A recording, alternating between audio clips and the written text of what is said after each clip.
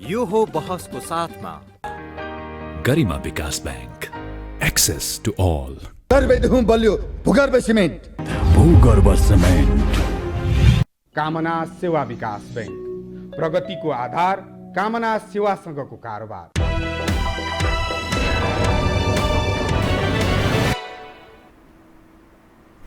नमस्कार, यो हो बहसमा म यहाँहरूलाई हार्दिक स्वागत गर्दछु। जीवराम भण्डारी। आज यहाँहरू सामुन्ने उपस्थित हुनुहुन्छ ध्रुवलाल श्रेष्ठ।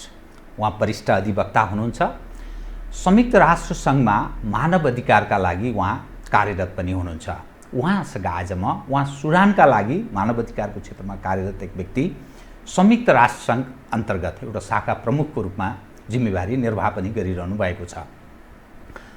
लामो भयो उहाँले यो कानुनी क्षेत्रमा काम पनि गरेको। उहाँसँग आज म एज एउटा वरिष्ठ अधिवक्ताको नजरमा नेपालको मूलत राज्यका 3 प्रमुख अङ्ग, कार्यपालिका, व्यवस्थापिका, न्यायपालिका।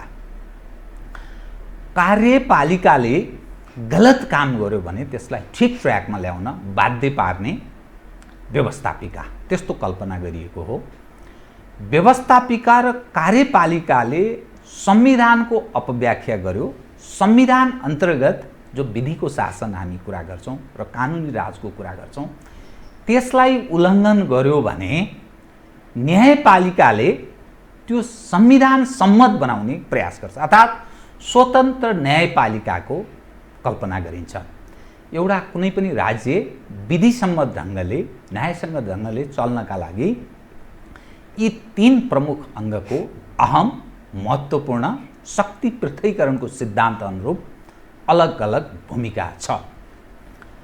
त नेपालको सन्दर्भमा कुरा गर्दा पछिल्लो समयमा न्यायालय, न्यायपालिका राजनीतिकरणको शिकार भएको बहसको विषय बन्न थालेको छ। यो वास्तवमा नेपालको परिवर्तित सन्दर्भका लागि बडा दुःखद सन्देश पनि हो, दुःखद अवस्था हो।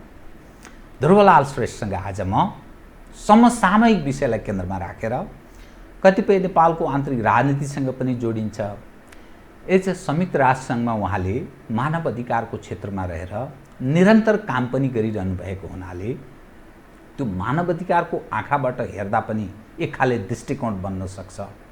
र नेपालको आन्तरिक अवस्था कस्तो छ त, खास गरी न्यायपालिकालाई केन्द्रमा राखेर विश्लेषणात्मक र सूचनामूलक कुराकानी गर्नेछु। सर्वप्रथम म उहाँलाई स्वागत गर्छु। स्वागत छ यहाँलाई। नमस्कार। अब म सिधै कहाँ प्रवेश गरेँ भने न्यायपालिका। हाम्रो न्यायपालिकाका विषयमा कुरा गर्दा यो सेटिङमा गयो एकजना वरिष्ठ अधिवक्ता जो संवैधानिक अङ्गको एउटा महत्त्वपूर्ण जिम्मेवारी निर्वाह गरेर निवृत्त भएका व्यक्तिले 28 वर्ष, मैसँग यही तपाईँसँगै जस्तो कार्यक्रममा, टकसोमा 15 दिन अगाडि जस्तो लाग्छ मलाई, 28 वर्षका लागि सर्वोच्च अदालत सेटिङमा गयो। उहाँले त्यो खुलेर बोल्नु भएको छ। तपाईँ एज एउटा वरिष्ठ अधिवक्ता हाम्रो अहिलेको अवस्थालाई, खास गरी न्यायालयको अवस्थालाई तपाईँले कसरी हेर्नु भएको छ? मैले यहीँबाट सुरु गर्छु। यससँग जोडिएका अनेकौँ विषयहरू क्रमशः उठान हुन्छ। बिल्कुल गरौँला, त्यो आम जिज्ञासाहरू पनि छन्। मैले यहीँबाट सुरु गरेँ, कृपया। धन्यवाद। वरिष्ठ अधिवक्ताले जे भन्नुभएको छ त्यसको रेफरेन्समा मलाई क्वेसन गर्नुभयो। उहाँले आफ्नो अनुभवमा भए घटेका कुराहरूको सन्दर्भलाई लिएर भन्नुभयो होला। उहाँले भनेको कुरालाई समर्थन गर्दै, यद्यपि मैले उहाँलाई चिनिनँ, उहाँ को हुनुहुन्थ्यो, खैर यतातिर नजाउँ, उहाँले भन्नुभएको कुरालाई जोड्दै त्यो कुरालाई कति वर्षसम्म जान्छ त्यो त म भन्दिनँ। म प्रमाणिक रूपमा कृपया भित्र के कसरी अदालतको एउटा जुन स्वतन्त्र न्याय दिने एउटा अवधारणा छ नि, हामीले त्यो जसलाई विश्वास गर्छौँ, स्वतन्त्र न्यायपालिकाको जो कल्पना गरिएको छ, त्यसलाई असर पर्ने काम कुराहरू कसरी हुन गइरहेको देखिन्छ, त्यसका केही ज्वलन्त उदाहरण कृपया मैले यहाँको मिडिया मार्फत राख्दछु।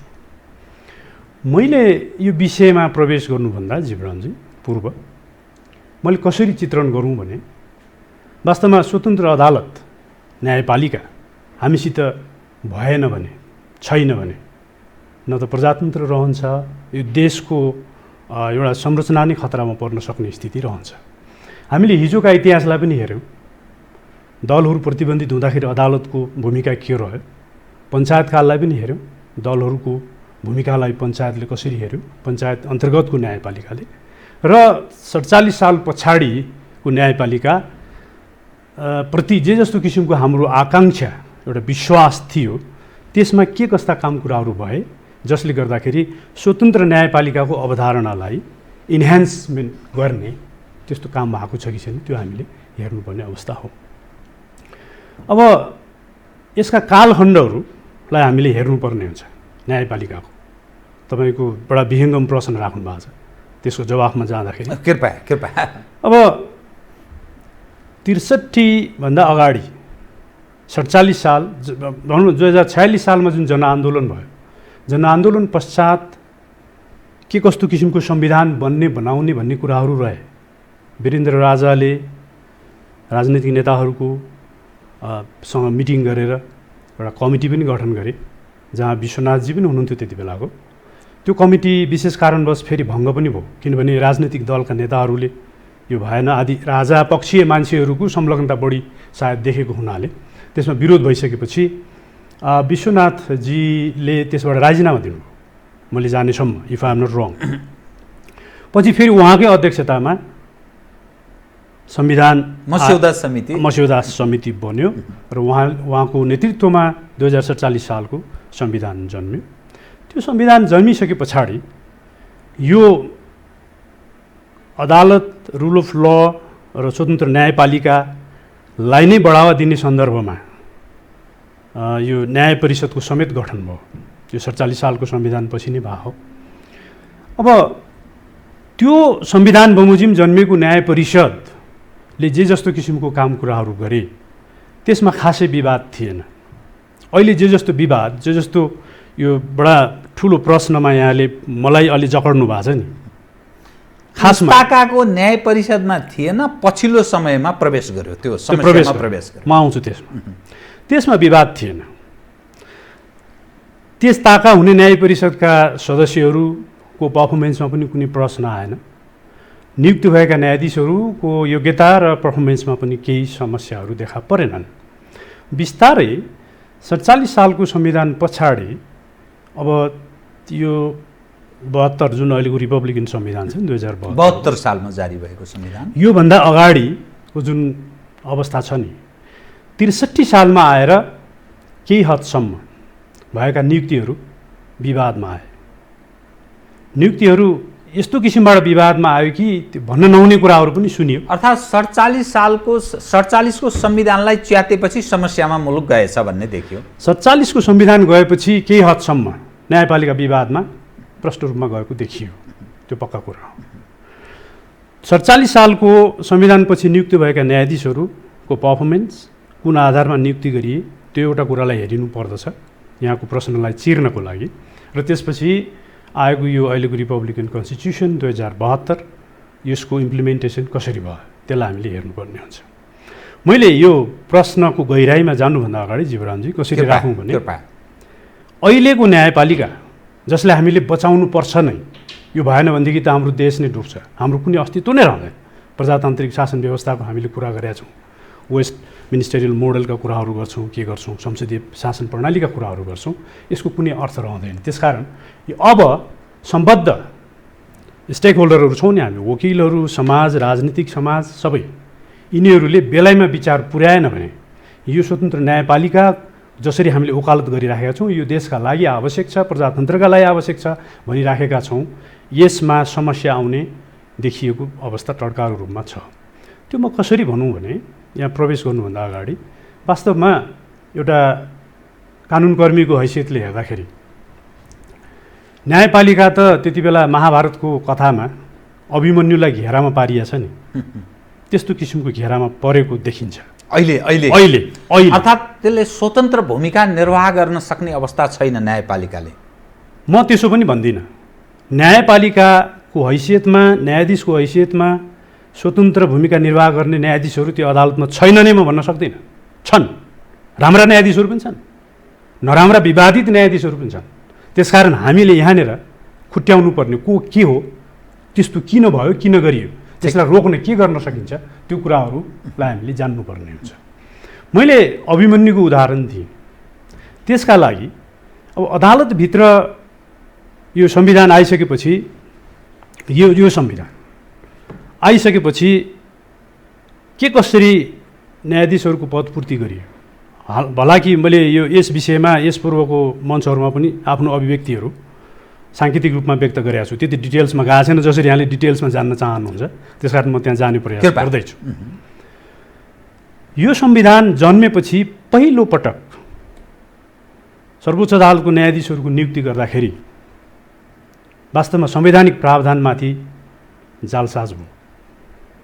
मैले भन्ने गर्दछु it was fraud on constitution.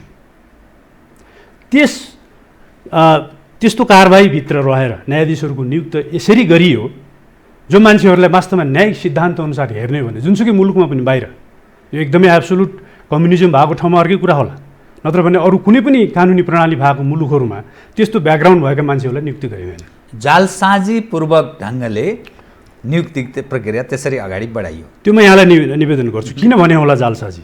एउटा जब संविधानको व्यवस्थामाथि जालसाजी भयो भनेर एउटा कानुनकर्मी, विद्यार्थी, कानुन व्यवसायीमा कुनै आवेशमा होइन, म किन भन्नु होला, म आवेशमा कति पनि छैन।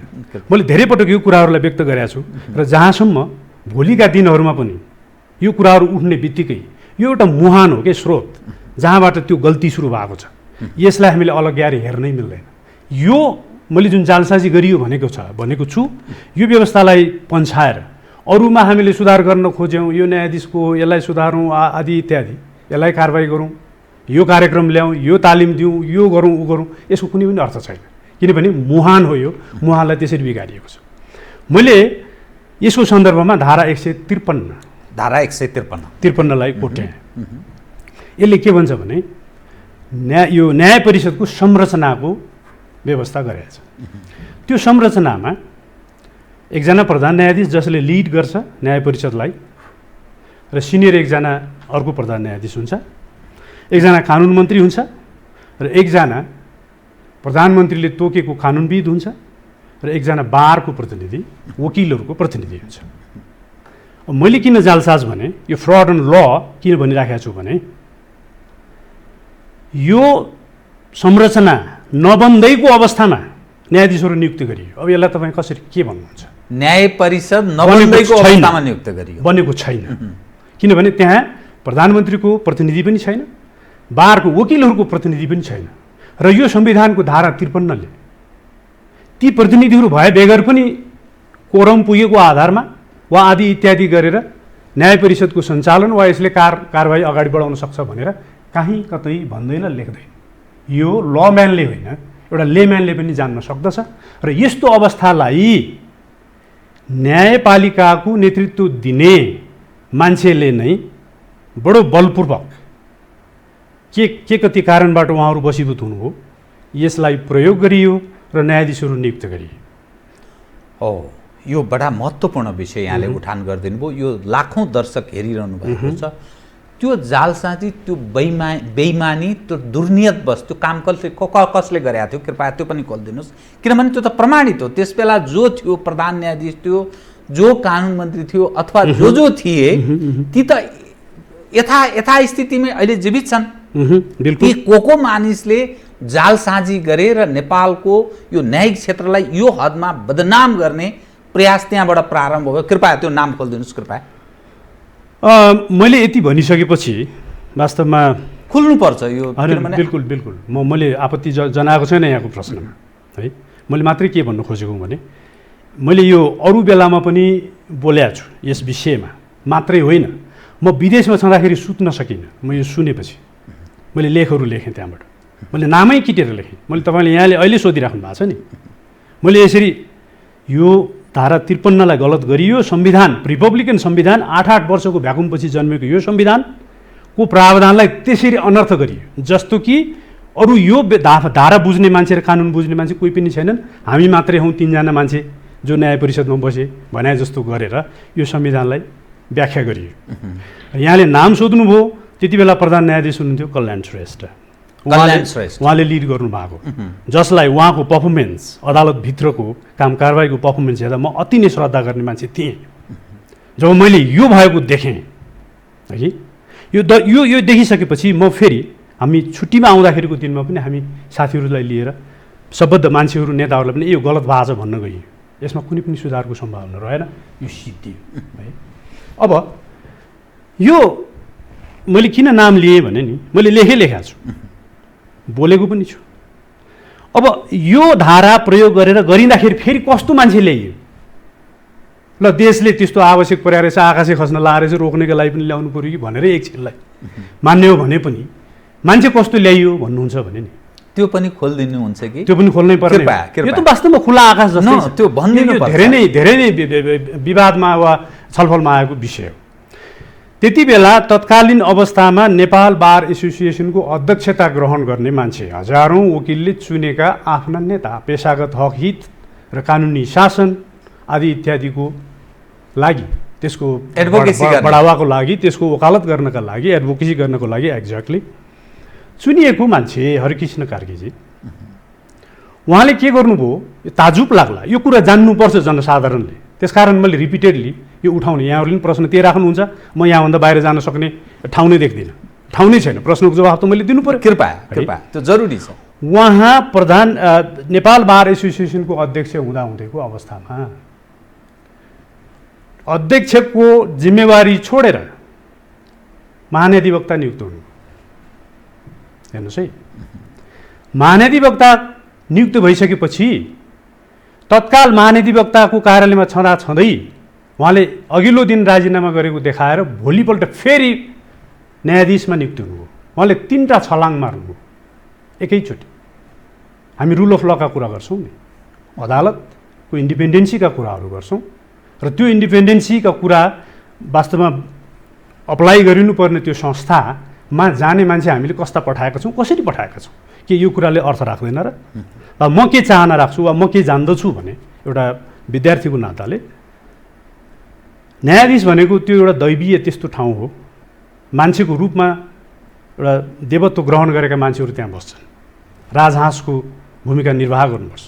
यसका लागि जीवरामजी न्यूनतम योग्यता त चाहिन्छ भलै, त्यसमा विवाद छैन, तर योग्यताभन्दा चरित्र धेरै चाहिन्छ। चरित्रमा खोट आउँछ, उसको नैतिकतामा खोट आउने कारबाहीहरू कतैबाट भएको देखिन्छ, कुनै जिम्मेवारीबाट उपन्सिया छ, लापरवाही गरेको छ भने त्यस्तो मान्छेलाई न्यायाधीशको पदमा वास्तवमा बसिरहन सुहाउँदैन। यहाँ प्रश्न के भयो होला, अब जनसाधारणले पनि बुझ्न सक्ने कुरा हो। अध्यक्ष पदलाई छाडियो, नेपाल बार टुर हो, नेपाल बारले चलाउनु पर्ने कारबाहीहरू अगाडि बढाउन सकिएन। अध्यक्ष त छोड्यो, ठिक छ, महाधिवक्ताको कार्यालय सानो कार्यालय हो र? देशको एउटा आपराधिक प्रशासन चलाउने, प्रधानमन्त्री सरकारलाई सल्लाह दिने, कसैको जीवन मरणको एउटा मुद्दा चलाउने वा नचलाउने निर्णय गर्ने त्यस्तो संस्थालाई पनि छोडेर त्यसको भोलिपल्ट फेरि त्यो महाधिवक्ताको कार्यालयलाई पनि भर्याङ बनाएर फेरि उहाँ न्यायाधीशमा नियुक्त हुनु। त्यति मात्रै होइन, सांसद पद ग्रहण गरेर झन्डामुनि खाएर कसम खाने मान्छे पनि न्यायाधीश नियुक्त भए। मेरो उहाँहरूसित व्यक्तिगत रूपमा केही पनि मनमुटाव, सपना मल्ल प्रधान उहाँलाई हो मैले भन्न त्यही खोजेँ। यहाँले नाम होइन त्यो, किनभने त्यो पारदर्शी छ, सांसद हुँदै हुनुहुन्थ्यो, एमालेको कोटाबाट उहाँ जानुभयो, फेरि कोटामै जानुभयो भन्ने अर्थ लाग्यो। यो कुराको विवाद यो प्राज्ञिक वर्गमा उठ्दाखेरि होइन, भारतमा पनि छ, भारतमा पनि त्यस्ता मान्छे आएका छन्, कृष्ण नैयर जस्ता मान्छे ल्याइएका छन् भन्ने कुरा उठाइयो। म यसै सन्दर्भमा यसलाई पनि प्रश्न पार्छु। कृष्ण नैयर भन्ने मान्छेलाई यस्तो संविधानको भ्याकुम भएको बेलामा संविधानको धारा 53लाई नै एकदमै फ्रडली इन्टरप्रेट गरेर ल्याउने एउटा साजिसको ढङ्गले ल्याइएको अवस्थाको मान्छे तिनी होइन, षड्यन्त्रमूलक ढङ्गले होइन, बिल्कुलै उद्देश्य प्रेरित ल्याइएको उद्देश्य अदालतलाई खाँचो भएर ल्याइएको मान्छे थिए तिनी। किनभने लामो समय वकालतमा बसेका मान्छे जसको छवि अत्यन्त राम्रो थियो, त्यो मान्छेलाई ल्याइयो। त्यो पनि फेरि कहाँ, यसरी सर्वोच्च अदालतको प्रधान न्यायाधीशको पद नै के अरे अकुपाई गर्ने किसिमले ल्याइया होइन जीवरामजी। उहाँलाई हाइकोर्टमा ल्याइएको थियो पहिला, हाइकोर्टमा धेरै वर्ष बसिसकेपछि पछि उहाँलाई सर्वोच्च अदालत लगिएको छ र सर्वोच्च अदालत जाँदाखेरि पनि उहाँ प्रधान न्यायाधीशको लाइनमा पनि हुनुहुन्न, केही पनि हुनु। अब त्यहाँ जोडिएर यसलाई डिफेन्ड गर्न खोजिन्छ हाम्रो प्राज्ञिक क्षेत्रहरूबाट, कोही एउटा सर्टेन ग्रुपका मान्छेहरूबाट। मेरो भनाइ के पनि हो भने यदि कृष्ण नैयरलाई नै त्यसरी ल्याइएको हुन्थ्यो भने के भारतले गल्ती गर्यो भने नेपालले पनि गल्ती गर्नुपर्छ र? त्यो पर्ने कुरा त होइन नि है। हाम्रो प्रचलित सिद्धान्त के हो, प्रक्रिया के हो, विधिशास्त्रले के भन्छ, लोकाजले के भन्छ, संविधानको लेटर एन्ड स्पिरिटले के भन्छ, त्यो कुरा अनुसार गर्नुपर्ने होइन र त्यो कुराहरू भएनन् है। त्यो नभइसकेपछि ठिक छ रह्यो। अब म के कुरामा जोड्न गइराखेको छु जीवनजी भने कुनै गल्ती हुन्छ, त्यो गल्ती भइसकेपछि हाम्रो व्यथा है हाम्रो समाजको, म समाजभन्दा पनि एउटा वकिलको नाताले मसँग सम्बद्ध संस्थातिर म हेर्दैछु, यत्रो गल्ती भयो, कसैले लेखे भित्रबाट लेखे, देश बाहिरबाट लेखे, कसैले मुद्दै पनि दायर गरे। एकजना पूर्णचन्द्र पौड्याल भन्ने एकजना कानुन व्यवसायी साथीले उहाँले त मुद्दै दायर गर्नुभयो यो भएन भनेर। उहाँले भोक हडताल टेन्ट हालेर बर्सातको समयमा बार काउन्सिलका अगाडि आँगनमा भोक हडताल पनि गर्नुभयो। मैले किन यो कुरा उठाउँदैछु भने बार एसोसिएसन त छ नि हामीसित, यस्तो संवैधानिक त्रुटि हुँदा बार एसोसिएसन जस्तो सशक्त संस्थाले सशक्त प्रतिरोध गरेको भए यो तत्कालै सचिन सक्थ्यो। मौन सम्मति जनायो। त्यति मात्रै होइन, एकजना कोही आँखा खुल्ने मान्छे, मुटु दह्रो हुने मान्छेले आफ्नो पेसा धरापमा राखेर मुद्दै दायर गर्यो। त्यो मुद्दामा आधिकारिक रूपमा 2-4 मान्छेले व्यक्तिगत रूपमा वकालतनामा राख्ने सिवाय बारले त्यसमा साथ दिएन। हेर्नुहोस् है, यस्तो अवस्था रह्यो। त्यो किन हुन्छ, अरू कुराहरूमा पनि आउँछु म। त्यो किन हुन्छ भने नि गल्ती भयो, नियुक्ति भइहाल्यो, त्यो नियुक्त हुने मान्छे भोलि प्रधान न्यायाधीश हुँदैछ, अहिले नै न्यायाधीश छ। मैले यो मुद्दाको फाइल बोकेर त्यहीँ जानु छ, मेरो मुद्दामा असर पर्ला वा के होला, बरु यसलाई मौनम सम्मतम गरौँ, त्यस्तो किसिमको भावना राखेर हामीहरू चल्ने गर्छौँ। र हाम्रो एउटा चरित्र के छ भने नि, बहुधा हामीहरू जस्तामा म पनि, हामी भन्छु म पनि, मेरो पनि हुन सक्ला, त्यो तपाईँहरूले पनि खुट्याउनु पर्ने विषय हो है। म जस्तै यहाँ आएर अलि बोलिराखेको छु नि, मैले सत्य तथ्य एउटा डेटाको आधारमा यसलाई देखिएको एक्सप्रेस गर्दैछु भनेर भनिराखेको छु भने मैले यो डेटालाई प्रेजेन्ट गरेर यो पब्लिक फोरमलाई युज गर्न पनि म लायक छु कि छैन, त्यो पनि हेरिनुपर्ने अब मौसम आएको छ है। त्यो यहाँहरूले पनि त्यसको पनि अनुसन्धान गर्नुपर्छ। म आएँ, मलाई भोलि तपाईँलाई अनुसन्धान गर्दै जाँदाखेरि यो मान्छे त यो ड्यासमा ल्याउने नहुने मान्छे रहेछ, यो काम नलाग्ने मान्छे रहेछ भन्ने स्थितिमा पर्नु भएन नि तपाईँहरूलाई है। यो कुरालाई पनि हेरिनुपर्ने हुन्छ जताततै। यही कुरा हेरिँदैन हामी कहाँ। गल्ती भयो, यसले गल्ती गर्यो भनेर बोलिँदैन, त्यसलाई ढाकछोप गरिन्छ, त्यो बढ्दै जान्छ। त्यसकारण मैले नटसेलमा यो कुराको सन्दर्भमा बारको भूमिकालाई भन्नुपर्दाखेरि बारले सशक्त भूमिका ठ्याक्कै खेलेन। नखेलिसकेपछि यो कुरा मौलाउँदै गयो, थप हुँदै गयो, यो पाइला पाउँदै गयो। अब यसमा दुईटा कुराहरू छन्। मैले यसमा अघि अभिमन्युको कुरा गरेँ र अहिले म के भन्दैछु भने यो कुरा भन्दै जाँदाखेरि यो अदालतलाई कब्जा गर्ने काम सुरु भएको छ। यो कब्जा गर्ने प्रोसेसको एउटा स्टेप हो। यहाँले मलाई बाइ द वे अघि सोधि पनि हाल्नुभयो, म नामै खोलिदिन्छु। त्यो भन्ने वरिष्ठ अधिवक्ता वेद प्रसाद शिवाकोटी हुनुहुन्थ्यो, जसले 28 वर्षलाई सर्वोच्च अदालत अब कब्जामा गयो, सेटिङमा गइसक्यो र त्यसको बेइमानीको प्रारम्भ चाहिँ उहाँले भन्दाखेरि सुशीला कार्कीबाट प्रारम्भ भयो। त्यो उहाँले त्यसलाई आधार, किनभने उहाँ अख्तियार दुरुपयोग अनुसन्धान आयोगको आयुक्त भएर निवृत्त भएको वरिष्ठ अधिवक्ता, त्यो म कहाँ रेकर्ड छ केही दिन अगाडि भएको इन्टरभ्यू। त्यस कारणले मैले यो विषयलाई चाहिँ यहाँलाई अलिकति प्लस गर्दै कृपया जानुहोस्। उहाँ त मेरो गुरु पनि हुनुहुन्थ्यो, कृपया म कलेज पढाउँदाखेरि उहाँले पढाउनु पनि भयो। र उहाँको कुरालाई म कहाँनिर सच्याउँछु भने नि सुशीला कार्कीजीकोमा आउनु भएको रहेछ उहाँ। त्यो होइन, मैले कल्याण श्रेष्ठको पालामा यो संविधानमाथि फ्रड भयो भने उहाँको नेतृत्वमा भने यो संविधान आउनुभन्दा अगाडि पनि यो बदमासी भएको छ। 63 ताका है, 63मा जब यो 74 जना न्यायाधीश समिति, मसित डेटा नै छ है, कृपया यो 63 को अन्तरिम संविधान कालमा 63 र 72 को बिचमा त्यति बेला नै हो बारको प्रतिनिधि न्याय परिषदमा लाने प्रचलन स्थापित भएको। त्यो पहिलो पटक नै के भइदियो भने यो ठिक कि बेठिक न्याय परिषद बारको प्रतिनिधिलाई न्याय परिषदमा लैजाने र न्याय परिषदको जुन संरचना छ यो ठिक कि बेठिक? पछिल्लो अवस्थाको म कुरा गर्दैछु। यो बेठिक होइन, ठिक हो तर बेठिक भएको छ।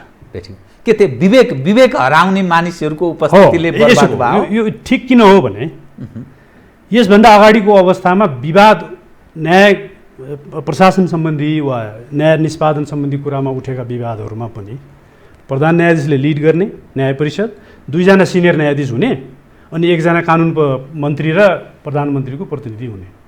अनि ढपक्क त्यहाँ वकिलहरूले उठाएको विवादहरूको वास्तवमा छिनोफानो हुँदै नहुने, कुखुराको माउले चल्ला छोपाए जस्तो हुने। त्यो विवादहरू पनि धेरै उठिसकेपछि बारको प्रतिनिधित्व हुने गरिकन त्यो विशाल त्यो क्षेत्रको प्रतिनिधिलाई त्यहाँ पठाउने व्यवस्था गरिएको हो। संविधानत यसको ऱ्यासनललाई, यसको पछाडिको ऱ्यासनललाई हेर्ने हो भने यो असाध्यै उत्तम काम भएको हो।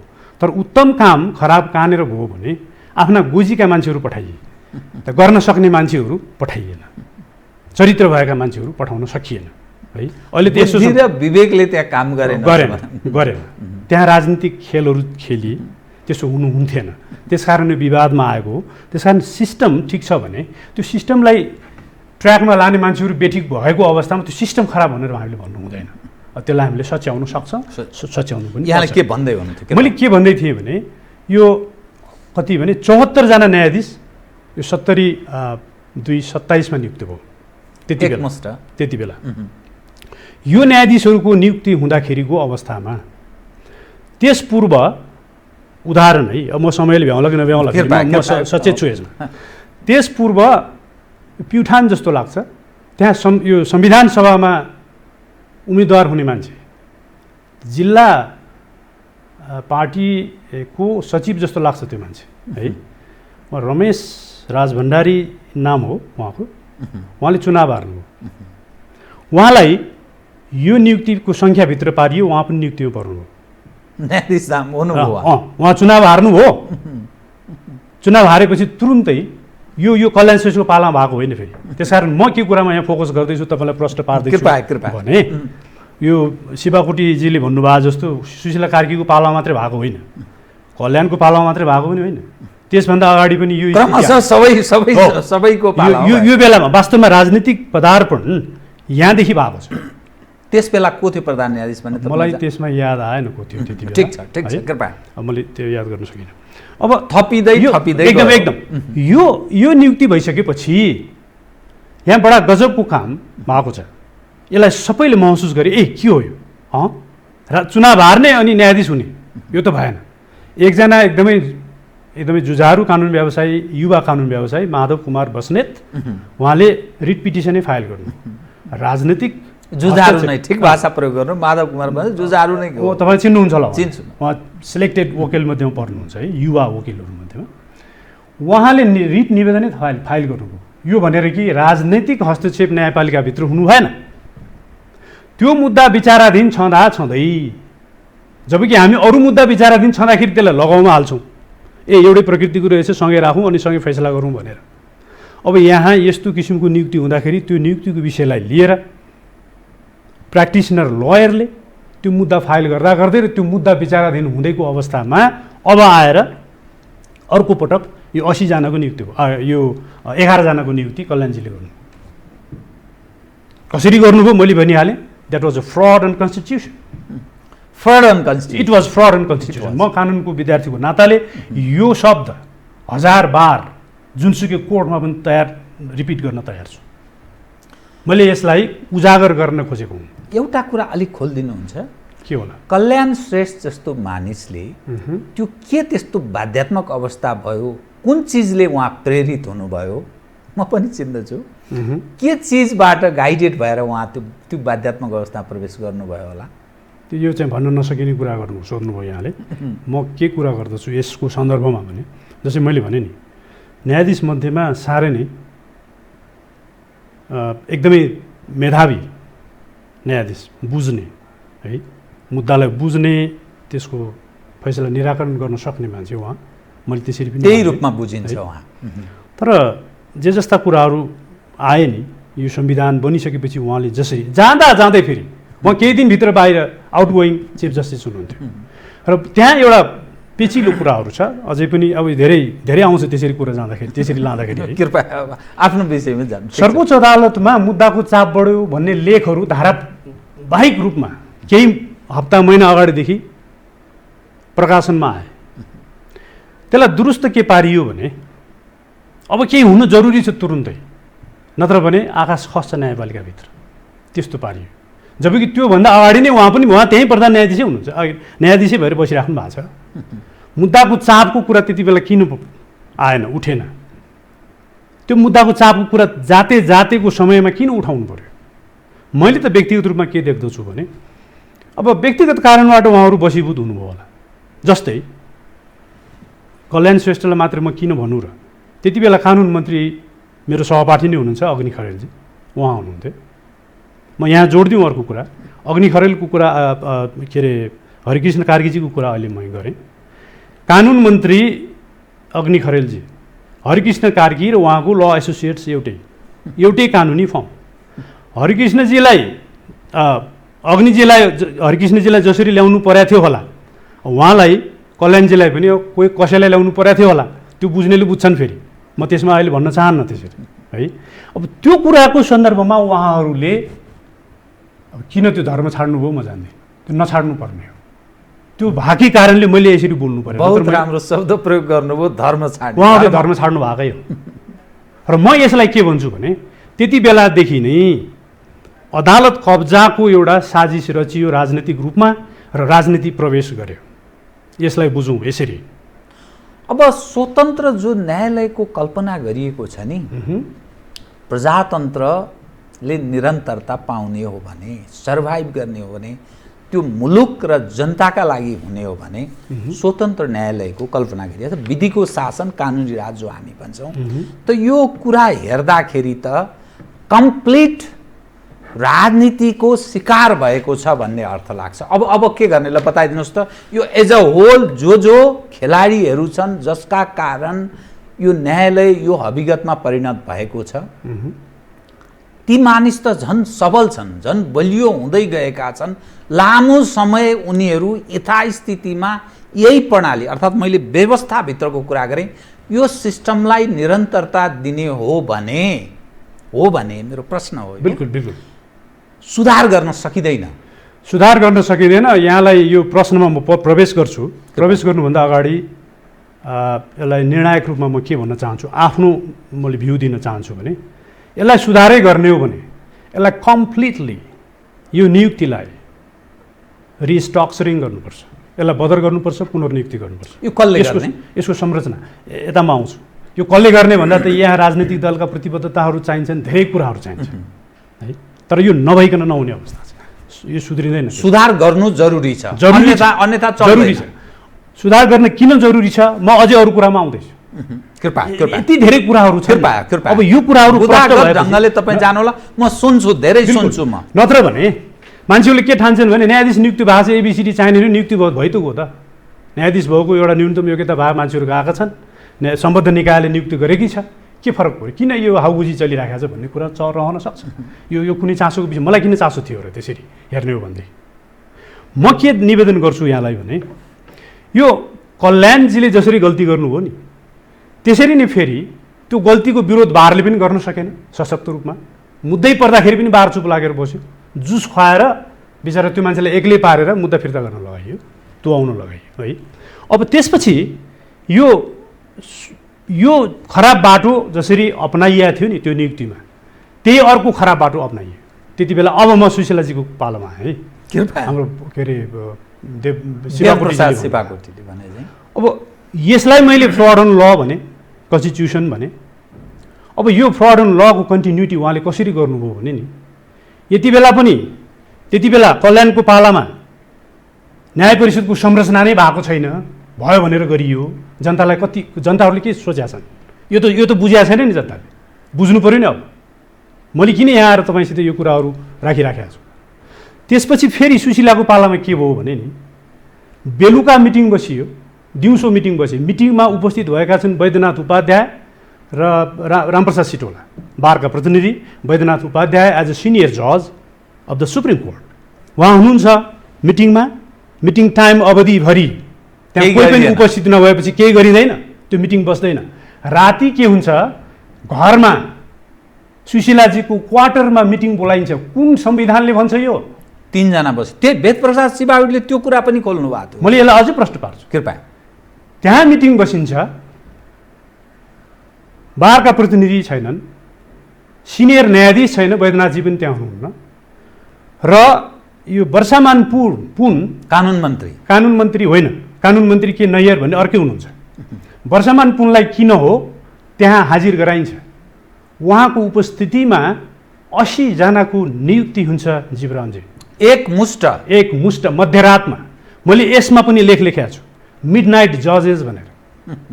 हेर्नुहोस् त, स्थिति यो हो। त्यसकारण सुशीला कार्कीको निवासमा बसेर उहाँले हामीले सेलिब्रिटी जज पनि भन्छौँ, किनभने सेलिब्रिटी गर्ने काम हो। समाजले हेर्दाखेरि त वाह वाह भन्ने वाही त उहाँले कमाउनु भएको हो नि है।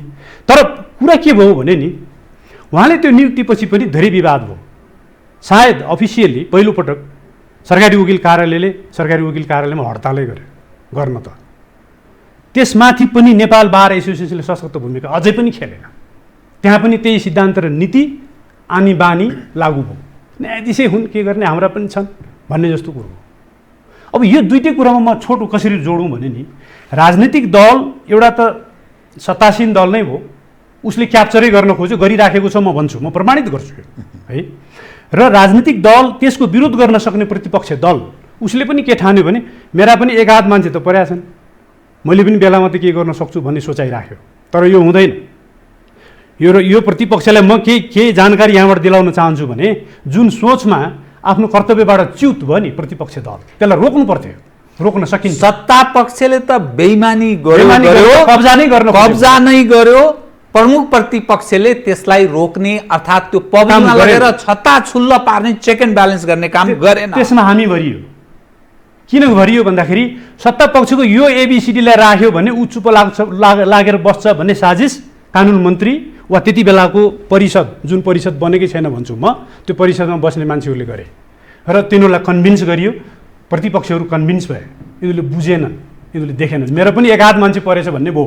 अब त्यो प्रतिपक्षलाई म यहाँ के पूरक जवाब दिन चाहन्छु भने, त्यो एक हात मान्छेले पनि मेरो त्यहाँ गर्छ, मलाई परेको बेलामा संरक्षण गर्छ भने, यदि कुनै सोच छ भने, त्यो एक हात मान्छेको पालो आएका बेलामा कसैको बालुवाटारको अडियो ल्याइएला, भिडियो ल्याइएला, कसैको निजी चरित्र उछालिने भिडियोहरू ल्याइएला, उहाँहरूलाई पनि त्यहाँ पुग्न दिइँदैन। यो म लेखेर राख्न सक्छु, तपाईँहरू लेखेर राख्नु। सबै फसेका हुनाले सबै यो कोही खोलेर आउन सक्दैनन्। यो संरचना ध्वस्त बनाउने हैसियत यिनीहरूका रहेनछन्, यी शासक र प्रमुख प्रतिपक्षहरूको भन्ने अर्थ लाग्यो। त्यो ल्याउन नदिनका लागि पनि त्यही कब्जाको सिद्धान्त लागू हुनेछ।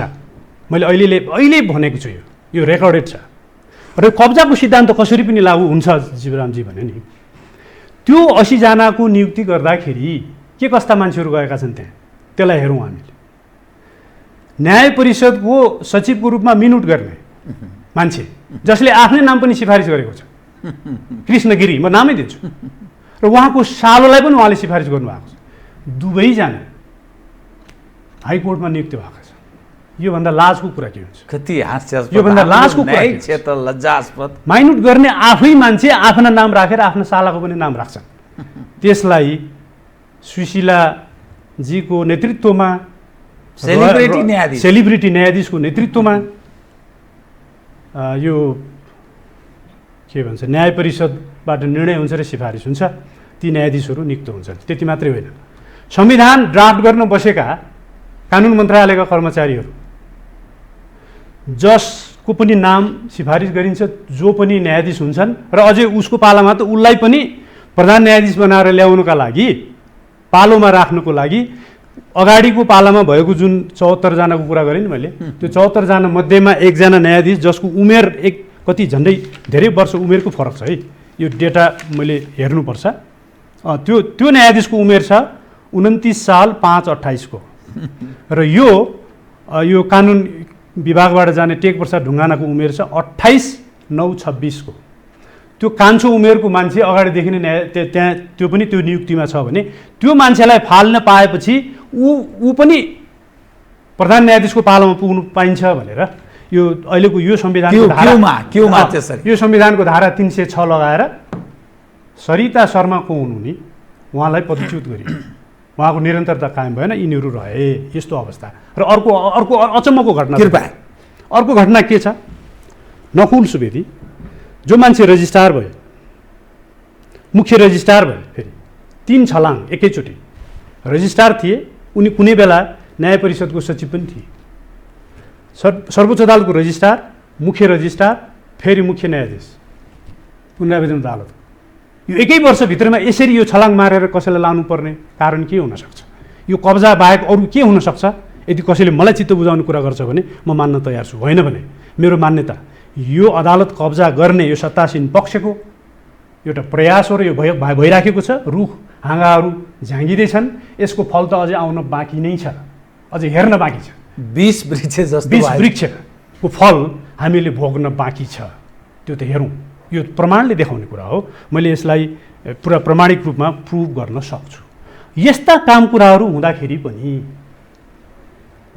पनि हामी सम्बद्ध संस्थाहरू किन चुप बस्छौँ? मैले अघि भने नि चरित्रको कुरा जोडेँ। हामी सबैको चरित्र बहुत जड प्रश्न। नेपाल बार एसोसिएसनले आफ्नो व्यावसायिक भूमिका निर्वाह गरेको देखिएन। एक, सत्ता पक्ष त बेइमानी गर्दैछ, प्रमुख प्रतिपक्षले स्वतन्त्र त्यो भूमिका, दबावको भूमिका निर्वाह गरेन। अनि नागरिक समाज त्यो रूपमा सशक्त ढङ्गले सडकमा आउन सकेन। तपाईँ यो संयुक्त राष्ट्र सङ्घको मानवाधिकार क्षेत्रमा काम गर्ने, तपाईँले त्यो धानको बालासहितको चट्ट लगाइरहनु भएको छ लोगो, तपाईँ वरिष्ठ अधिवक्ता अघि त हाम्रो न्यायालय अदालतहरू त कब्जामा गएछ भनेर यसरी बुझौँ? अब कब्जामा जाँदैछ, गइसकेको छैन, यसलाई जोगाउन सकिन्छ। कसरी जोगाउन सकिन्छ? जोगाउनको लागि त्यहाँ भित्र जसरी मैले यो तथ्य सेटिङ भइसक्यो यत्रो लामो समयका लागि, को हुने, को 5 वर्षपछि को हुने, 2 वर्षपछि को हुने, 10 वर्षपछि को हुने, 28-30 वर्षको सेटिङ भइसक्यो भन्छ। कसरी सुधार गर्न सकिन्छ? सकिन्छ कसरी?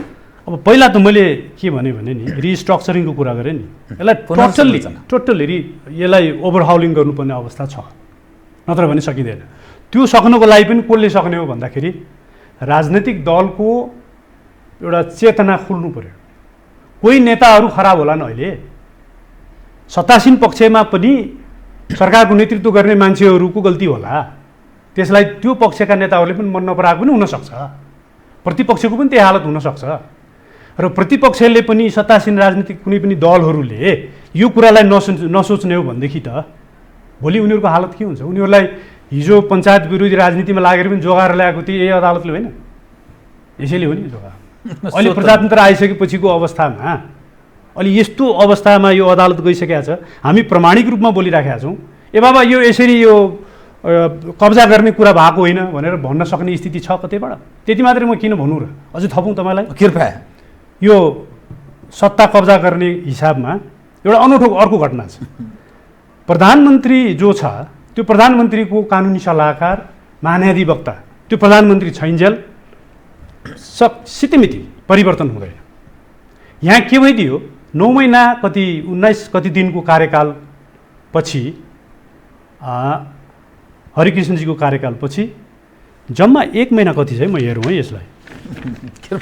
म यो प्रमाणिक डेटा अनुसारै बोल्नुपर्ने कुराहरू छ।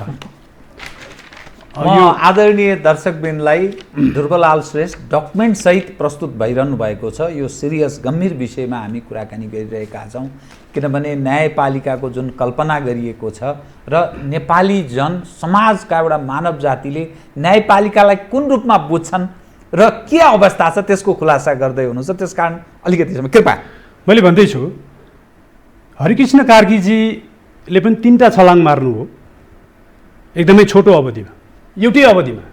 त्यो सिरिज अफ घटनाहरू घटे, त्यस बिचमा उही प्रधानमन्त्री, उही दलको सरकार छँदाखेरि जम्मा 3 महिना 13 दिनको लागि हरि फुयाललाई महाधिवक्ता बनाइयो। त्यो कारण के हो म भन्छु फेरि पनि दोहोऱ्याएर, यो कब्जाको ठुलो अभ्यास थियो कि हरि फुयालजी मात्रै छन्, उहाँको के यो सत्तासीन पक्षका पक्षधर वकिलहरू वा कानुनविदहरू अरू थिएनन् होला, जति भने नि छन्। उहाँलाई यो किन ल्याइयो भने नि जीवरामजी, मुख्य न्यायाधीशहरू जो पुनरावेदन अदालतबाट ल्याइएका छन् त्यही नियुक्तिमा उहाँहरूको तेजोवध गर्नका लागि मुख्य न्यायाधीश त मुख्य न्यायाधीशै भए, मुख्य न्यायाधीश भएको एकातिरको लेभलमा र एकातिर महाधिवक्ता भइसकेपछि महाधिवक्ताको पोर्टफोलियोलाई सर्वोच्च अदालतको न्यायाधीशको पोर्टफोलियो सरह मानिन्छ। यो यसरी बनाउनुको लागि जम्मा 3 महिनाको लागि भए पनि हरि फुयालजीलाई उहाँ ल्याइयो। अनि त्यसपछि तुरुन्तै उहाँलाई न्यायाधीश पनि नियुक्ति गरियो। अब हेर्नुहोस् त यो के हो। अब यो न्याय सेवा अन्तर्गत प्रवेश गरेका, प्रतिस्पर्धा गरेर प्रवेश गरेका म पनि सामान्य एउटा कानुनको विद्यार्थी भएको नाताले तिनीहरूको भविष्य त साफै भएछ नि त। त्यो त भविष्य साफ मात्रै बुझेँ, भविष्य साफ मात्रै होइन जीवरामजी, कतिपय साथीहरू जागिर छोड्न तयार पनि भए, मरौँ जस्तो लाग्छ भनेर पनि रोए। हेर्नुहोस्, यति बेला यो संविधानै दुरुपयोग गर्ने न्यायाधीशहरूको थिङ्क ट्याङ्करको रूपमा हिँड्ने न्यायाधीशहरू पनि छन्, अझै पनि छन्। कतै पुनरावेदनतिर लड्किया छन्, कोही मुख्यसम्म भएर बसेका छन्। तिनीहरूको भविष्य चकनाचुर पारियो। यसले न्याय क्षेत्रमा विद्रोहको तपाईँ सम्भावना कतिको देख्नुहुन्छ? विद्रोहको सम्भावना त म यो जागिरी प्रवृत्तिको मान्छेहरूलाई मैले बाटोमा देख्दिनँ। गर्दैन, यी सरेन्डर गर्छ, देख्दिनँ। सरेन्डर भएकै छ, हर हिसाबले सरेन्डर गर्छ, सरेन्डर भइराखेकै छ। बच्चन, तर म एउटा अर्को कुरा गर्छु। हामी कानुनी शासनको कुरा गर्दाखेरि कानुनी शासनमा कानुनी शासनका लागि त्यो शासन निष्पादन गर्ने यसरी हुनुपर्छ, यसो गर भनेर न्याय निसाफ दिने मान्छेहरूको त्यो मनोबल, जुन एउटा प्रताडित मनोबल छ नि, जो ह्युमिलिएटेड छन्, तिनीहरू एकदमै उपेक्षित छन्, तिनीहरूले कसरी न्याय दिन सक्छ? न्याय सम्पादनमा पनि मनस्थिति पनि ठिक हुँदैन, गहिरो असर गर्छ, गहिरो असर गर्छ। त्यति मात्रै होइन, हरिकृष्ण कार्कीजीलाई ल्याउँदाखेरि म तपाईँलाई यो पनि प्रमाणसहित भनौँ, कृपया प्रमाणसहित भनौँ, हरिकृष्ण कार्कीजीलाई ल्याउँदाखेरि के गरिएको छ भने नि, त्यति बेला कल्याणजीले नियुक्ति गर्दाखेरि 11 जनालाई नियुक्ति गरे हो भन्छु है। 11 जनालाई नियुक्ति गरिसकेपछि अब यो रोल क्रममा आएको उच्च अदालतको न्यायाधीशहरू दीप कुमार कार्की र मीरा खड्का भन्दा त कनिष्ठ नै राखियो हरिकृष्णजीलाई। तर तर तर छ है, विश्वम्भर श्रेष्ठ जो लामो समयसम्म न्यायाधीश प्रधान न्यायाधीश हुन पाउनुहुन्थ्यो र उमेरका हिसाबले सायद ईश्वर खतिवडा वा आनन्द मोहन भट्टराईजी हुनुहुन्छ, उहाँहरूले पाउनुहुन्थेन कि, र अझै पनि म के भन्छु भने उहाँले पनि पाउने चान्स रहन्थ्यो। प्रकृति भगवानको लीला कसले जान्दछ र, होइन? सिनियर मोस्ट न्यायाधीशहरू केही हुँदाखेरि त पालो त उहाँहरूलाई आउँछ नि त। यहाँ के गरियो भने यी जो 3 जनाको नाम लिइरहनु भएको छ, उनीहरूको राम्रै समाजमा राम्रो स्थापित न्यायाधीश, राम्रो असल न्यायाधीश, क्याडर जजहरू है। यहाँ 2 जना सिनियर क्याडर जज दीपक कुमार कार्की र मीरा खड्कालाई भन्दा त कनिष्ठ राखियो, किनकि उहाँहरू उमेरको हदले प्रधान न्यायाधीश हुनुहुन्न।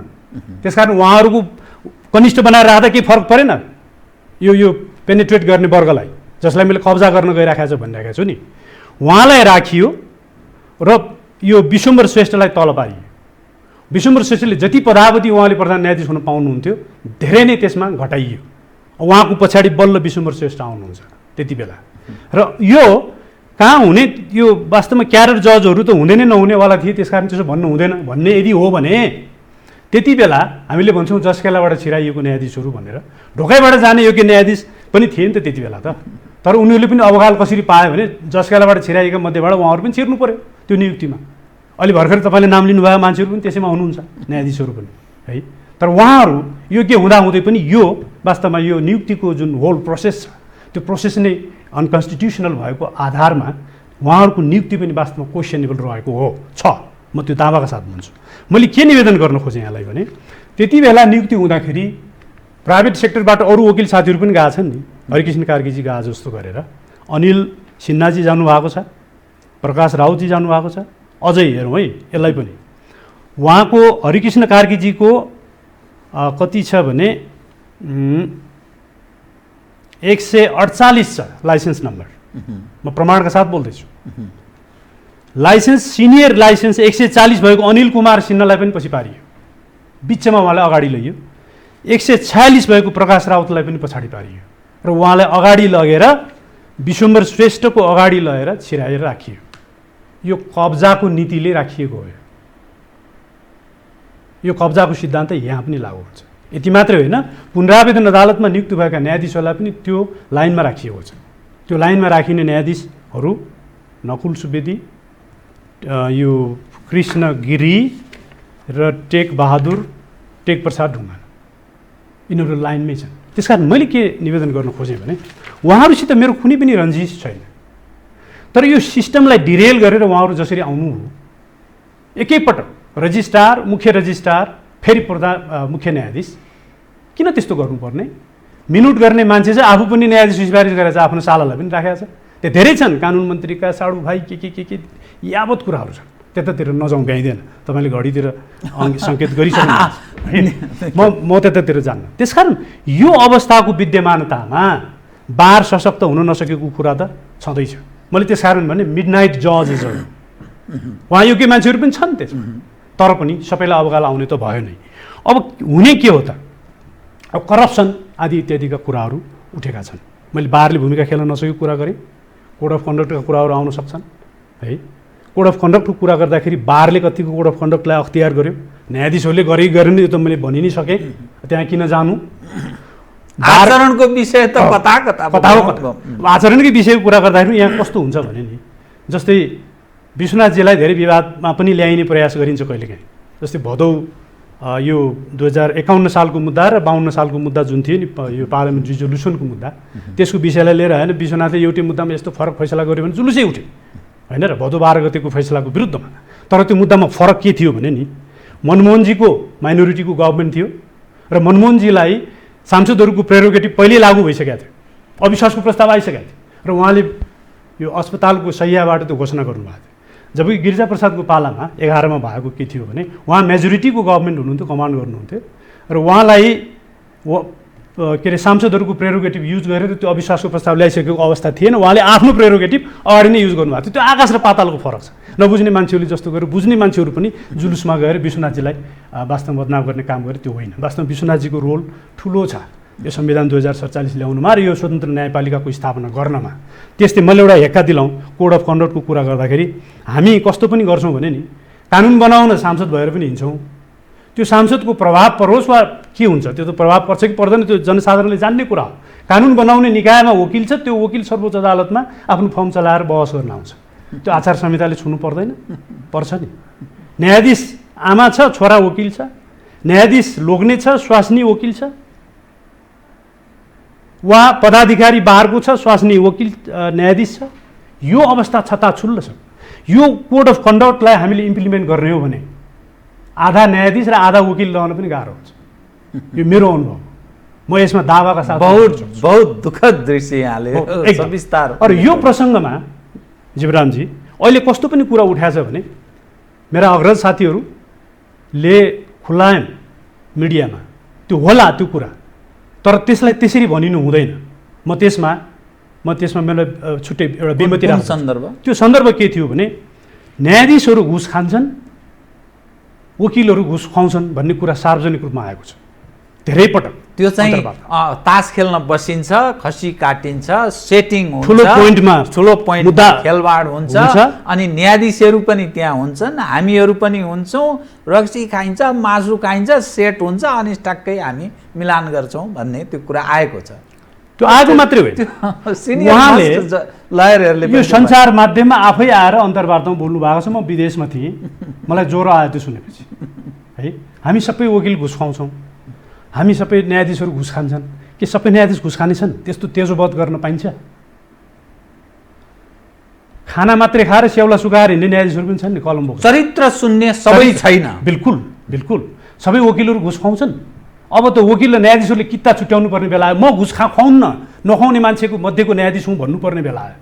म घुस नखुवाउने न्यायाधीश वकिल हुँ भन्ने बेला आयो। त्यसकारण म व्यक्तिगत रूपमा तपाईँको यो मिडिया मार्फत म घुस नखुवाउने वकिल हुँ, त्यसको विरुद्ध गर्ने वकिल हुँ। त्यस्तो साथीहरूले यो चेतना ल्याएर एउटा किताबमा उभिनुपर्छ, म अहिले ऐलान गर्दैछु। किनभने यसरी भन्न पाइँदैन। को हो छुट्याउनु पऱ्यो नि। मैले आफ्नो केही कुराहरूमा लेखेको छु उहाँहरूलाई इङ्गित गरेर, यसलाई किता छुट्याउँ त को हो? सबै वकिलहरू घुस्या पनि छैन, सबै वकिलहरू न्यायाधीशहरू घुस्या पनि छैनन्। यसरी तेजोवध गर्न पाइँदैन। यसो गर्दाखेरि समग्र संस्था बाहर दलाल भयो, अदालत घुस्या भयो, यस्तो भन्नुहुन्छ होला। त्यहाँ जो छ त्यसलाई खुट्याएर निकाल्नु पऱ्यो नि। चामलमा बिया होला, फाल्नु पऱ्यो। फाल्ने काम केही पनि नगर्ने अहिले फेरि। अब म यहाँसँग नि यस्तो महत्त्व चरणमा हामी प्रवेश गरिरहेछौँ, तर समयले धेरै साथ दिँदैन के। म कार्यक्रमको ठिक अन्त्यमा अब के गर्ने त? जुन दृश्य देखियो यो त चिरहरण त्यस्तो दृश्य देखिन्छ। अदालतको चिरहरण भइसकेको छ र सेटिङमा गइसकेको छ। निष्पक्ष न्याय सम्पादनको त्यो आश नगरे हुने अवस्थामा, किनभने कम्प्लिट पोलिटिसाइज्ड भएको त्यो दृश्य सविस्तार यहाँले बताउनु भयो। अब उपाय के छ? के गर्ने? भएन भने के हुन्छ? दुई विषय, उपाय के गर्ने, सच्याउने उपाय के छ? यदि त्यसो भएन भने यसले पार्ने प्रभाव तत्कालीन र दीर्घकालीन, किनभने यो त सिस्टमसँग जोडिएको प्रश्न भयो। यस्तो सिस्टमलाई पनि हामी अवलम्बन गरेर हिँड्न सक्छौँ? नेपाली जन टुलु टुलु हेरेर बस्न सक्छ? व्यावसायिक मानिसहरू मुखदर्शक हुन सक्छ भन्ने यससँग जोडिएको प्रश्न। कृपया यसैलाई बेस बनाएर यहाँले बिट मारिदिनु होला। हाम्रो भनाइ कस्तो पनि छ जीवरामजी भने, यो धेरै के भन्छ विद्वानहरूले धेरै ठाउँमा एउटा सिद्धान्तको रूपमा चलेको कुरा, जुडिसियरी अफ यो अनडिस्प्युटेड इन्टिग्रिटी इज द के भन्छ भने यो bed rock of democracy and the rule of ल भनेर भनिन्छ। यो इन्टिग्रिटी अदालतको यति धर्मरी राखेको छ, यसलाई हामीले जोगाउनुपर्छ। यसलाई जोगाउनुको लागि यहाँले गर्नुभएको प्रश्नमा जानुभन्दा अगाडि मैले अझै एक दुईवटा कुरा के पनि राखौँ भने, अदालत त यस्तो छ भने अझै कन्स्टिट्युसनल्ली नियुक्त हुने अरू निकायहरू कस्ता होलान् त्यतातिर त हामी जान भ्याएनौँ। तर नट सेलमा म के भन्छु भने, जस्तै अख्तियारमा कत्रा कत्रा मुद्दाको मिसिल आए, सार्वजनिक भए। संवैधानिक अङ्ग त पुरै क्याडर भर्ती केन्द्रको रूपमा विकास भएको छ, त्यो त खुल्ला छ। र पनि म एउटा कानुनको विद्यार्थीको नाताले के राख्न चाहन्छु यो रोस्टर मार्फत भने, सार्वजनिक पदको जिम्मेवारी लिएर, अख्तियारको जिम्मेवारी लिएर भ्रष्टाचारको विरुद्ध कारवाही गर्छु भनेर संविधानको कसम खाएर जाने मान्छेहरूले अरबौँ खरबौँको मुद्दाहरू, बिग बडी भन्नुहोस्, न्यारो बडी भन्नुहोस् वा के भन्नुहोस्, ती सबैको मिसिल त्यहाँ स्थापित भएर रहँदाको अवस्थामा पनि बालुवा काण्डको बालुवा टारको जग्गा काण्डको कुरा गर्नुहोस्, जेसुकै गर्दाखेरि पनि त्यस्ता मुद्दाहरूमाथि मुद्दा नचलाइकन 1000 रुपियाँ घुस खाएको अभियोगमा मान्छेलाई हप्ता थुनेर राखेर सुसाइड गर्न पार्ने है, मान्छेलाई झुन्डिएर मर्नुपर्ने स्थितिमा पुर्याउने, अनि यस्तो पदच्युत हुने र पदावधि पुरा गरेर अनि निवृत्त भएर जाने, अनि सरकारको वाही पाउने, यो कब्जाको स्थितिको अर्को प्रारूप हेर्नुहोस्। पुरस्कृत पनि म के भन्छु भने नि, यस्ता अख्तियारलाई पैसा नगद र जिन्सी लिनु मात्रै भ्रष्टाचार होइन जीवरामजी। कानुनले तोकेको, कसम खाए अनुसार तोकेको कर्तव्य निर्वाह नगर्ने, च्युत हुने मान्छेलाई यो ऐन अनुसार, म यो यसैलाई पनि तपाईँको म यो प्रमाणै अनुसार आउँछु, यो भ्रनी ऐन, यो अख्तियार दुरुपयोग अनुसन्धान ऐनको प्रारम्भिक यो अनुच्छेदभित्र छ, परिच्छेदभित्र। यसले स्पष्ट के भन्छ भने, यस्ता मान्छेहरू जुनसुकै आयुक्त, प्रमुख आयुक्त जो पनि कारवाहीको दायरामा आउनुपर्छ भन्छ। म यो रोस्टर मार्फत निवेदन गर्न चाहन्छु, यस्ता मान्छेहरूलाई प्रचलनमा रहेको कानुन अनुसार तुरुन्त दायरामा ल्याएर मुद्दाको छानबिन गर्नुपर्छ। यिनीहरू जनताप्रति धोका दिने मान्छेहरू, यस्तो गर्न पाइँदैन। हिजो ऊभन्दा अगाडिकोलाई पनि कारवाही भएको छ, जयनारायणलाई पनि कारवाही भएको छ, अनि दिप बस्नेतलाई पनि कारवाही भएको छ। वाइ नट हिम? उसलाई पनि ल्याउनु पर्ने अवस्था हो। र यहाँले जुन के गर्ने अब उपाय के छ भन्नुभयो नि, म के देख्दछु भने, यो राजनीतिक प्रतिबद्धता त चाहिन्छ नै, तर पनि अहिलेका नेताहरूबाट यो सम्भव मैले देखिनँ। यो अहिलेको नेतृत्वका रहेका मैले सम्भव देख्दिनँ।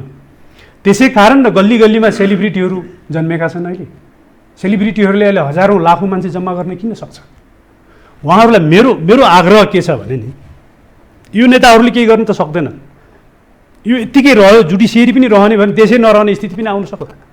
हामीसित यो संहिताको कुरा छ, किन प्रदेशहरू त्यसरी छुट्टिए, नियत विदेशी खर्च किन बढिरहेको, फजुल खर्च मात्रै बढ्यो किन हो र जीवरामजी? भोलि राष्ट्रिय त कता जाने हो, त्यो प्रदेशहरू कता तानिने हो के थाहा छैन। त्यो अवस्थाका कारणले गर्दाखेरि अब यो राजनीतिमा पनि एकदमै यसलाई ओभरहाउलिङ गर्नुपर्ने अवस्था छ। त्यसो गर्नका लागि म के चाहन्छु भने कृपया यो राजनीति अहिले धेरै अभियन्ताहरूले उठाएको आवाजहरू जस्तो कि यो संसदीय प्रणाली नै चाहिँदैन अर्को ल्याउनुपर्छ आदि इत्यादि, त्यो राम्रो कुराहरू छ त्यहाँ। तर म के निवेदन गर्न चाहन्छु, उहाँहरू धेरै अभियन्ताहरू हुनुहुन्छ, उहाँहरूलाई भने यो त थलो घर हो, यो घरलाई नभत्काउँ, यो घरभित्र बसेर झ्याल कहाँ हाल्ने हो, झ्याल कहाँ टाल्ने हो, अर्को बनाउने हो, त्यो बनाउने कोसिस गरौँ, यसैबाट सम्भव हुन्छ त्यो। किनभने नि उहाँहरू जसरी निस्कनु भएको छ नि त्यसरी नै फेरि यो राजनीतिक चेतना जगाउने होइन भने उहाँका जुन एउटा क्याडर बेस्ड एउटा अर्गनाइजेसन छ नि, जो सदियौँदेखि आफ्नो जीवन त्यागेर पुर्खा त्यागे तैपनि आस्थामा बाँचेको छ, त्यो त्यस्ता काङ्ग्रेसहरू त्यस्ता कम्युनिस्टहरूको के दोष बिचरा, जसले देशको उत्थान गर्ला, मेरो गाउँ झिलिमिली पार्ला, मेरो जीवन सहज बनाउला, मेरा बालबच्चाहरूको सुन्दर भविष्य होला भनेर नेताहरू चुनेर पठाए, यिनीहरू यो हाली मुहाली, उनीहरूको त दोष होइन नि। त्यसकारण उनीहरूको त्यो स्ट्रक्चर इन्ट्याक्ट अझै पनि रहन्छ, यो देशै नरहँदा पनि उनीहरू रहन्छन्। त्यसकारण त्यसलाई चलाउन सकिँदैन। हामीले गर्नु पर्यो के भने नि, मलाई त्यो लाग्छ है, मेरो अनुरोध यो सेलिब्रिटी साथीहरूसित पनि एउटा प्लेटफर्म हुनु जरुरी छ। त्यो प्लेटफर्ममा निष्पक्ष मान्छेहरू, बौद्धिक मान्छेहरू, चरित्र भएका मान्छेहरूले, त्यो कम्युनिस्टभित्रका मान्छेहरू, जेन्युन मान्छेहरूलाई पनि, काङ्ग्रेसभित्रका वा अरू कुनै पनि राजनीतिक दलभित्रका जेन्युन मान्छेहरूलाई पनि एउटा जागरणको अभियान, जागरण, यो शुद्धताको जागरण, चरित्रको जागरण गराएर सही मान्छेहरूको चयन गराउनु पर्ने अवस्था छ। त्यो अन्तर्गत हामीले ल्याउन सकियो भने जुडिसियरी पनि त्यसै अनुसार जान सक्ने हो, नत्र त सम्भव देख्दिनँ। नत्र के हुन्छ? नत्र त अब यो जुडिसियरी फेलर हुनु भनेको त वास्तवमा स्टेट फेलर हो नि। स्टेट फेलर भएपछि त सबैले जे पनि खेल्न सक्छन् नि। हेर्नुहोस् त, हिजो मैले न्युज सुने जीवरामजी, विश्व ब्याङ्कले कृषि अनुदान दिएको पैसा भ्रष्टाचारले सबै यो हिनामिना भइसकेपछि आफै सरकारले कारवाही गर्नुपर्नेमा सरकारले कारवाही नगरेको देखेर उसले यो खतिवडा भन्ने अर्थमन्त्रीलाई पत्र लेखेको छ, यो के हो जानकारी चाहियो भनेर। त्यसको जवाफ नदिकन उसले राजीनामा दिएको छ। अहिले ठुलो न्युज भएको छ त्यो। यो लाज मर्नुको कुरो होइन। म त 6 हप्तामा विदेश अप एन्ड डाउन गर्छु, यो देख्नुपर्छ त्यहाँ संसार, हामीले भोग्नुपर्छ। बडो भत्ता भङ्ग छता अवस्थामा त्यस ठाउँमा त्यसकारण यसमा ढिलाइ गर्नुहुन्न। न्यायपालिकालाई जोगाउनुको लागि न्यायपालिका वास्तवमा बिग्रेको छ, बिगार्न खोजिएको छ, यसलाई कब्जा गर्न खोजिएको छ। यसको के भन्छ बिख वृक्षबाट फल्ने फल प्रतिपक्षले पनि भोग्छ भोलिका दिनमा, यही राजनीतिक दलका अरू खेमाकाले पनि भोग्छ। किनभने अरू खेमाका साथीहरू यहाँ पनि अचम्मको कुरा छ। यहाँ अहिले एउटा अभियान पनि जागेको छ है, न्यायीकरण शुद्धिकरणको अभियान। त्यो शुद्धिकरणको अभियानमा लाग्ने मान्छेहरूको एउटा चोट के पनि हो भने त्यो दलभित्र पनि गुट र उपगुटको शिकार भए साथीहरू। कोही मान्छे न्यायाधीश भएका भए फर्महरूबाट प्रड्युस भए, जस्तो कि कारखानाबाट कमोडिटी गुड्सहरू प्रड्युस हुन्छन्। मैले फर्मको नाम दिन्न, तपाईँहरू चिन्नुहुन्छ। कोही बाउ न्यायाधीश छन्, छोरी वकिल छन्, त्यो फर्मबाट छुटिएर गयो, फेरि बाउ लोग्ने सर्वोच्चमा न्यायाधीश छन्, श्रीमती वकालत गर्छन्। यस्तो अवस्था, यो अचम्मको अवस्था छ। यो यस्तो क्याप्टिभिटीमा गइसकेको छ जुडिसियरी कि हामीले तत्कालै केही नगर्ने हो भने यो विध्यास पर्नेवाला चाहिँ यसलाई सम्हालिन्न। जुडिसियरी सम्हालिन नसक्ने स्थितिमा पुग्यो। जुडिसियरीको साख रहेन भने देशको साख रहँदैन, कुनै पनि राजनीतिक दलको साख रहने अवस्था छैन। यो राजनीतिक दलका नेताहरूले चेतना स्वरूप ग्रहण गर्नुपर्ने कुरा हो। सन्निकटमा हामी छौँ। सुधार गरौँ, अन्यथा चल्दैन, यता स्थितिमा चल्दैन, यसरी चल्दैन। हस्, बहुत धन्यवाद छ यहाँलाई कार्यक्रममा आइदिनु, बहुत धन्यवाद। Thank you. आदरणीय दर्शकवृन्द, उहाँ हुनुहुन्थ्यो ध्रुवलाल श्रेष्ठ, वरिष्ठ अधिवक्ता, राष्ट्रसङ्घका लागि मानव अधिकारको क्षेत्रमा पनि क्रियाशील व्यक्ति। म लगायत मेरो सम्पूर्ण युनिटलाई कार्यक्रमबाट बिदा दिनुहोस् र यो हो टेलिभिजन हेर्दै रहनुहोला। नमस्कार।